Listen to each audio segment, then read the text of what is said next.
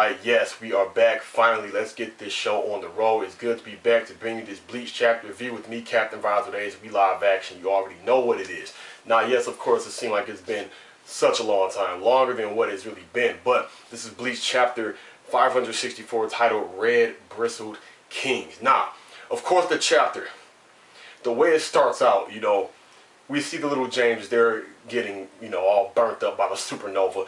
And the Masculine actually says, it's okay because as long as I'm alive, hey, you'll be reborn eventually. So I'm going to talk about that after the recap. So upon that, he's trying to figure out and question if that's Renji's Bunkai or not, or what he's doing, if it's changed or anything. And once you see the upper jaw of the snake, you see a blade just come out, and then it switches to a flashback back when Renji was talking to Ichibe, and he goes on to tell Renji, basically, look, Zabimaru only taught you half of his name, because he doesn't fully acknowledge you. And Renji, he was looking shocked and disappointed, thinking like, damn, all this time, excuse me, all this time, we've been fighting alongside each other. And he tells Renji, well, I'll tell you the name. And Renji looked confused, as well as I did when I was reading the chapter. He says, why would you tell me the name? And he goes on to explain to Renji that he's the one who gives the names to everything.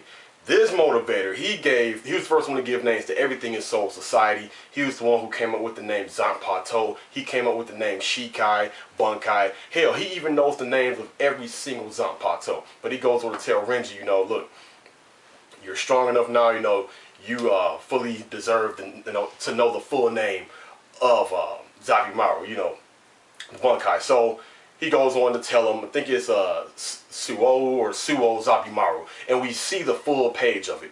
And which, in my opinion, I think the color page should have been, a sweet ass picture of Renji and his new Bunkai. But anyway, we see, of course, the upper jaw of the snake. We see a thick blade coming out. He still has the red fur like the mane around the wrist. He has the shoulder pads, but the snake hitter reminds me like it's acting as a gauntlet.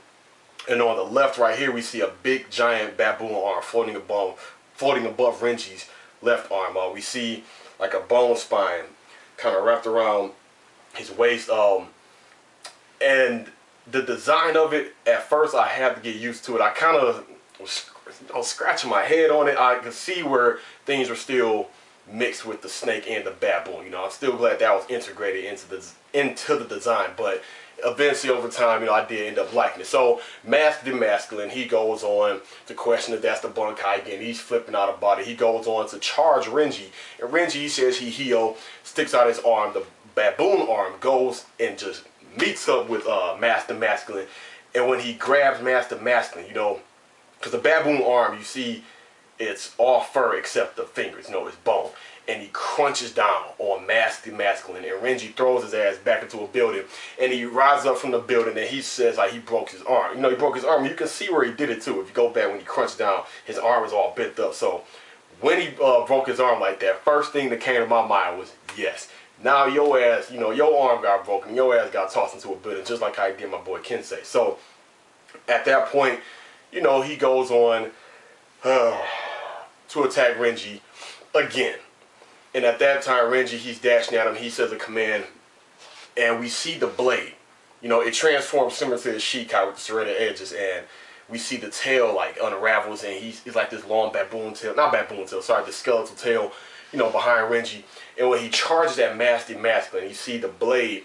Renji flips it upside down, sticks it right in his stomach, and his hand. He says, I forget the command release, but I know it's not command release. I'm sorry, technique release. I think it's Zapatu. It starts with a Z. That I know. But Renji, when he closes his fist, we see the image of that giant snake. It comes down on the Masculine. As soon as he does this, it closes down. But when it does that, it just turns him completely into ash, completely, and that is the death. That is the death of the Masculine. To be continued. It ends right there. Now, to be honest, I believe Bleach came back strong with this chapter. And I'm going to go on to explain why. With this chapter, more things were explained. Even with the Masculine. So I'm pretty sure the Masculine fans did like that. Now, the whole thing with James, it kind of did make sense where you know, this is why James kept coming back. Because he did say, as long as I'm alive, you will be reborn. That's crazy for an ability for a Quincy to have, but we see now these new generation Quincy's, they've been having abilities that have been making us scratch our head for the longest. So, once that was explained, when it went back to the Royal Guard, this is the thing about the whole name thing. It's crazy how he just went ahead and told Renji the name. Like, okay, here, you know, this is Zabimaru's new name. You know, Renji, he didn't have to go through the traditional way of, you know, learning the name through Zabimaru. I mean, you know, he went through the whole reforging of the Zanpakuto. Now they have a better understanding of it and everything. You would think he could learn the name that way. You know, you would think Renji, while he was up in the royal palace, he did Jensen, and he found out the new name that way. But it kind of seemed like a quick, cheap, jip way that he just learned that name. You know, he just told it to him. So it makes me wonder if the bond still has to be strong. Because say if your bond isn't strong, and Ichibe, he's going around these soul reapers, oh, this your real name, this your real name, this your real name. And they just get access to this power up. But I honestly think still it has to be some type of two-way connection. I just think the reason why Renji got this power up, the reason why he had access to the power up once the name was learned, is because he had that better understanding. I honestly think if the Zanpakuto wasn't reforged and he didn't go through the retraining to understand Zabimaru, I think even with Ichibe giving him that name, I don't think Zabimaru still would have gave him access to all those new techniques and everything. He probably would have been hesitant about it. You know, he probably still would have went to the, you know, the whole new form, the transformation, but it probably wouldn't have been as powerful. That's just my thoughts on it. Of course, like I said, his design, I like the new design because, like I said, Renji, he was my first favorite Bleach character. I like how it's more small and more compact instead of him just swinging and whipping around, you know, as we just see right there. Well, damn, well, he down for the count now, but, you know, he's just whipping and swinging that giant, you know, baboon snake like that. You know, the thing is, the disadvantage with that is it's a power type, number one, and the fact that there's a time gap between, like, even once he whips it, you know, it's easy to evade. The enemy can say, okay, when you whip it, by the time it gets to me, you know, it was just very cumbersome and big and just an easy target, and a slow-moving target at that. But now that it's more small, you know, refined and compact, I do like that. I like the fact that the blade has two different forms. I like that skeletal tail. I do like that. Is his new Bunkai mastered? You know, like, are those techniques we've seen the only techniques he would have? Who knows? But I was right. How I knew that was his new Bunkai. You know, it did seem questionable at first. You know, it did seem at the end of the last chapter, but we see now this is his new Bunkai. And thank God Kubo stayed true to his word in that interview when he said Renji will have a new Bunkai. They will be, you know, more powerful and upgraded. What else? We see Mask Demasculine is dead now. And one thing I'm pretty sure Mask Demasculine fans loved was the fact that how Kubo stayed with this guy's fight. Because we know how it is in other series, especially Bleach, when there's multiple fights going on, it goes from this fight to that fight to that fight to this fight. But it stayed with this guy. I mean, this guy, he didn't went through advisor captains, no, excuse me, taking on Renji, etc. But now that he's done, it may go back to, hell, it may go to Rukia. Who knows? Or maybe, hopefully, it'll go to Ichigo. But I don't know. No, it's not going to go to Ichigo just yet.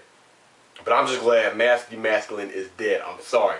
He is dead. He's not coming back. For all of you Mask Demasculine fans, there is no way he's coming back. He got turned into ash. He's done. He is completely dead. I'm glad about that, you know, killed by my boy Renji, and I knew Renji was gonna get the revenge. Maybe he may go to Rukia and ask now. Who knows? What else?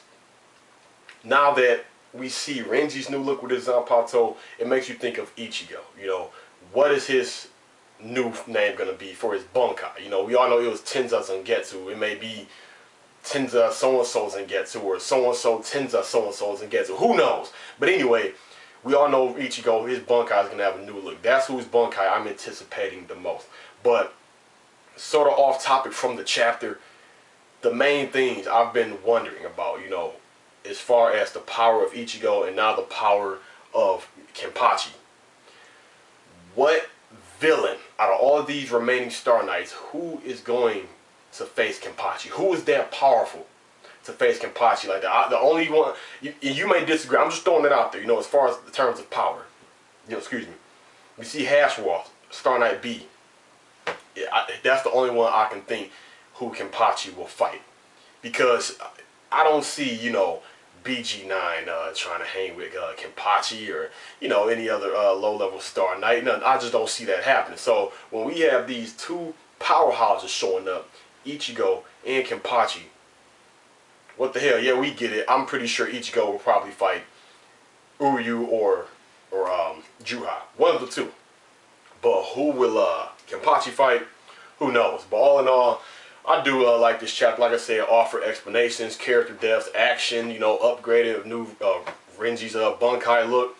It offered a lot. I enjoyed it. So give me your thoughts. How you like Renji's Bunkai? Do you like the old Bunkai? Or do you like the new Bunkai? And do you think Ruki will have a new look if she obtained the Bunkai? Well, a new look if she obtained Bunkai. Well, this will be her first time she did obtain Bunkai. So, but you know what? It makes me wonder if she got access to her full name. So with her going Bunkai for the first time, this would be her full form. But anyway, who cares enough about Ruki anyway? Give me your thoughts, comments, and concerns. Feeling good to be back to bring this Bleach chapter review. Thanks again for watching. Signing out.